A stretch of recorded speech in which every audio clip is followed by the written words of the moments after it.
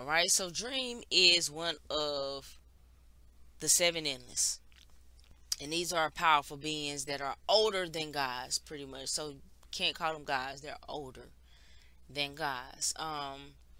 And there's countless names that dream is referred to as, such as Neros. If I'm not mistaken, I think that's out of Greek mythology. Morpheus and Sandman. So he was the personification as well as the Lord of dreams and reality. Okay, so when we thinking about, a lot of times there's a lot of instances in it where, like, what's the importance of dreams? And he pretty much gives you, dreams are pretty much the motivation behind the decisions that we make in life. So dreams are very important because dreams are connected to the soul.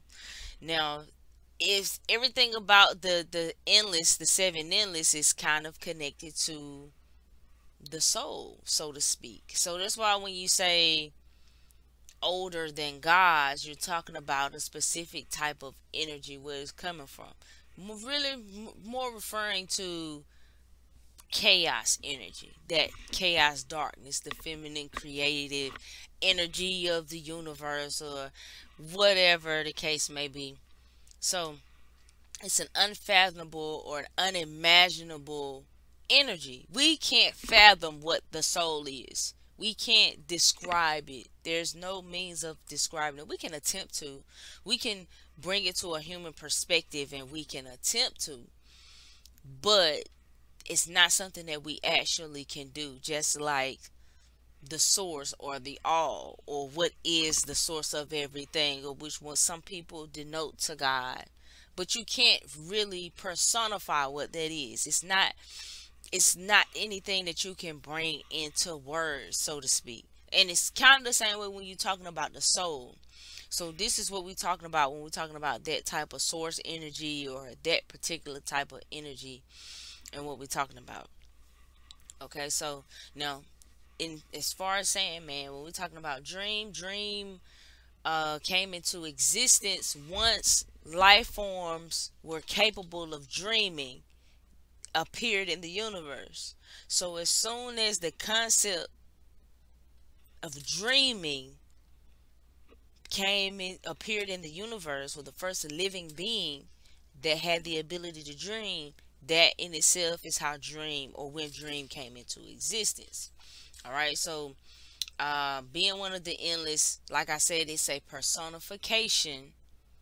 It's a personification of the endless themselves, are personifications of ideas and concepts that are tied to life.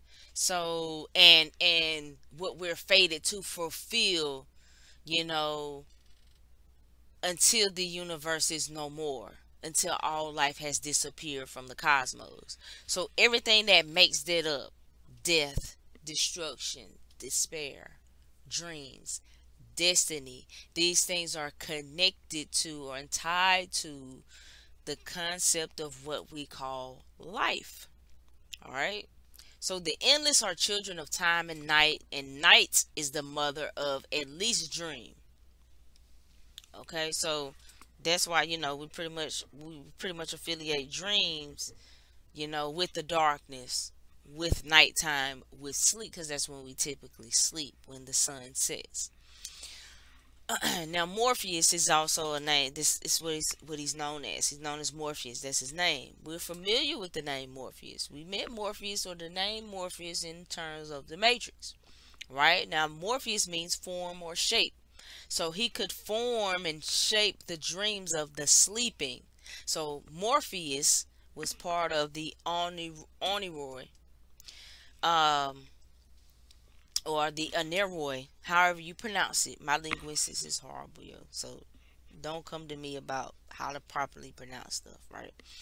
But these are dream spirits. It's referring to dream spirits, or like a brotherhood of dream spirits. So in Greek mythology, they were the winged spirits of dreams. And Morpheus is their leader, as only he had the skill to influence the dreams of gods and kings.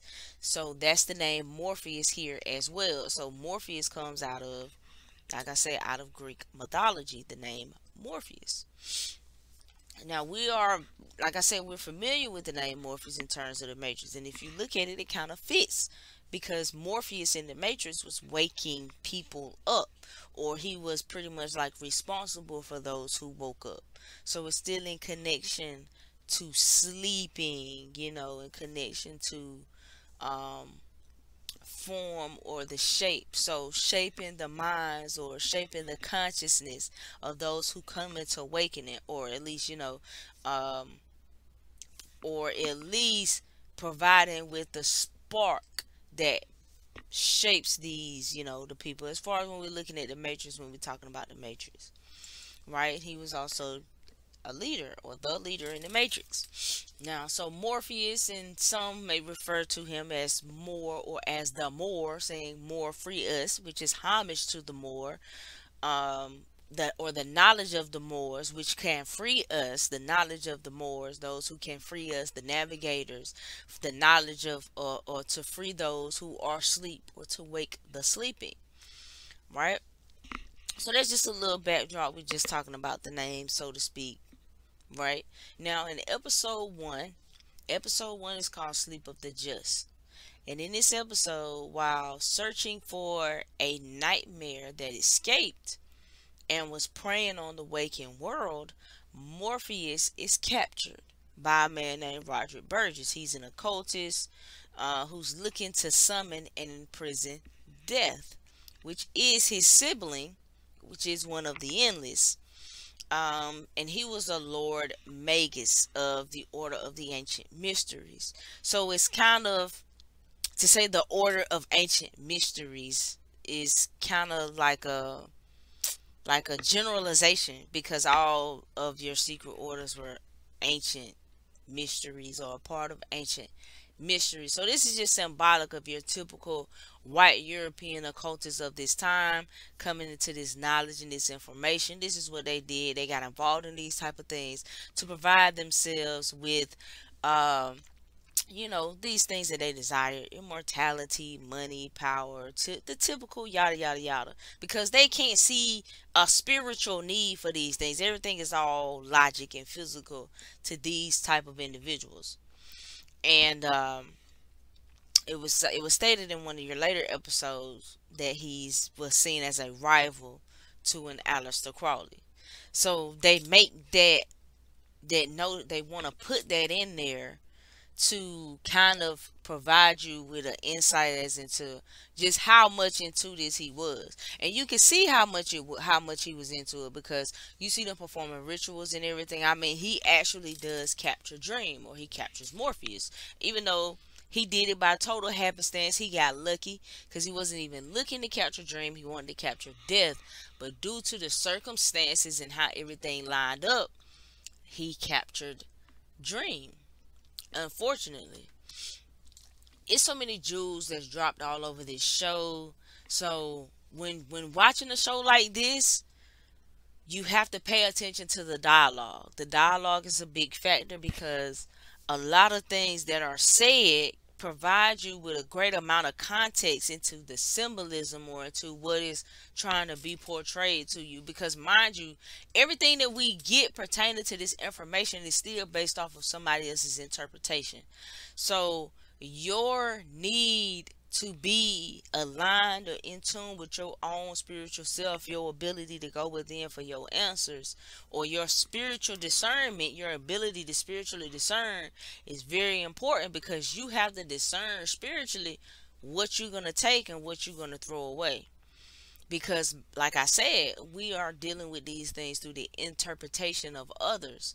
So, depending on who these others are, depending on what's their motivation, depending on where their what's their intention, depending on if they themselves have any type of spiritual understanding, or if they're tapped in at all, or if they're just using a logical mind. Because if that's the case, they're just logically telling you something about something that's metaphysical.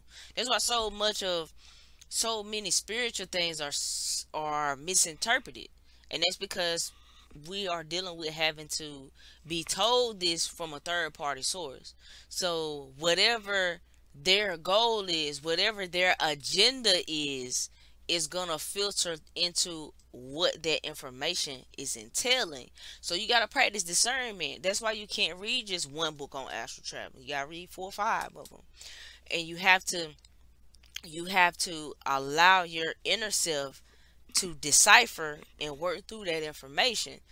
That's then in that process you get your downloads. That's how you get your downloads. That's how you are able to discern through the information. That's why sometimes you can read information on something, and once you internalize it, you take it to spirit, you take it into your inner world, and to bring that back out, to express that back out, it may come out in a totally, it's gonna come out in a totally authentic, unique manner to your own understanding.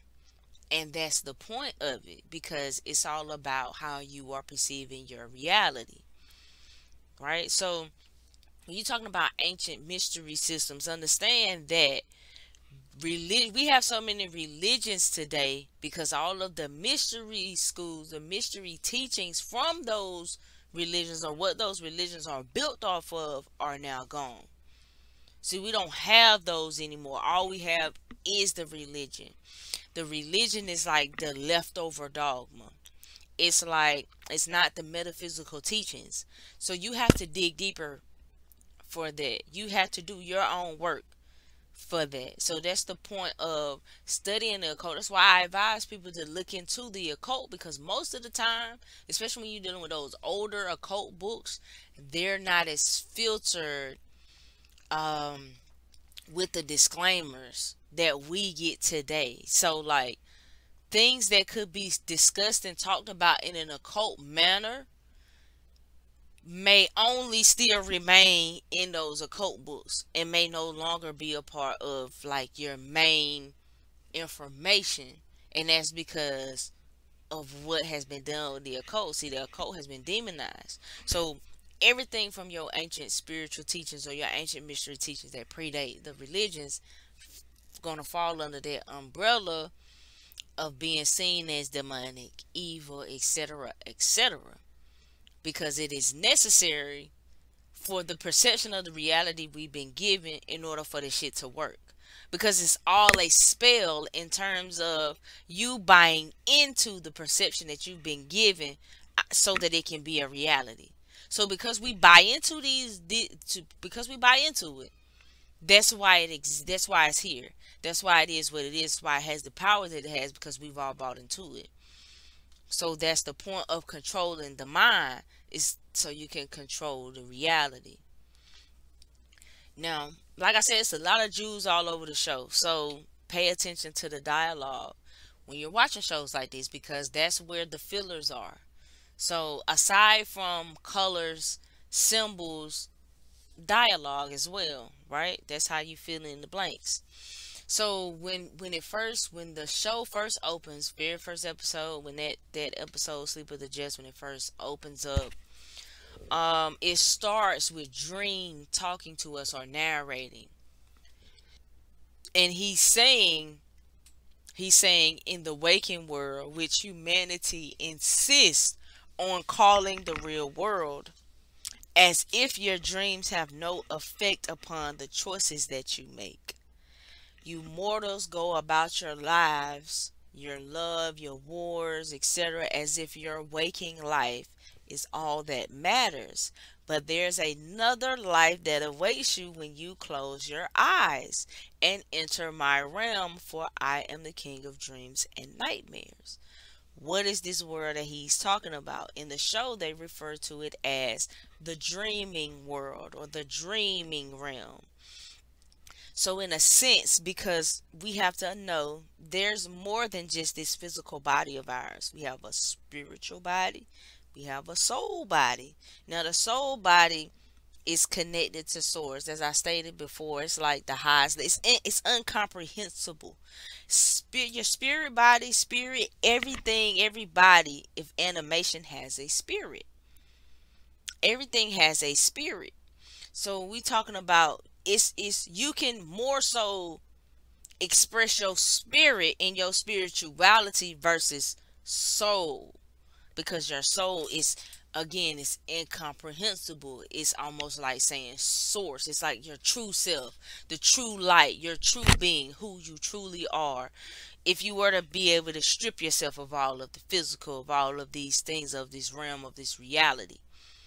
So when we talking about, when he's talking about the dreaming, every night when you go to sleep, your soul leaves your body, right? Your soul leaves your body. It's called astral traveling, astral projecting. So that world that you go to is the world that he is referring to. Now we saw, when you look at Doctor Strange, when something goes on in a dream, it's pretty much a window into another world, because even we can look at it like this is just some simple superhero comic, but understand the concepts of these things go back to myth. They go back to astrophysics. So when you talking about them people that was over there in Switzerland trying to turn that machine on because they're trying to find a God particle, this is what they are talking about. See, the ancients already understood this and knew what it was. They was just talking in a different language. We just now catching up or attempting to catch up. They just spoke on it in a symbolic form. The Dogon people said we're from Sirius B. And nobody could knew what that was or knew what that meant until they were actually able to invent the Hubble telescope and be able to see it. But how did these people already know that it was there? How would they know that? Because that's ancient knowledge. It's ancient information. See, but we live in a world where today, where we validate via modern science. But modern science is a baby in comparison. It's merely only catching up, providing evidence to all the things that the ancients said long ago.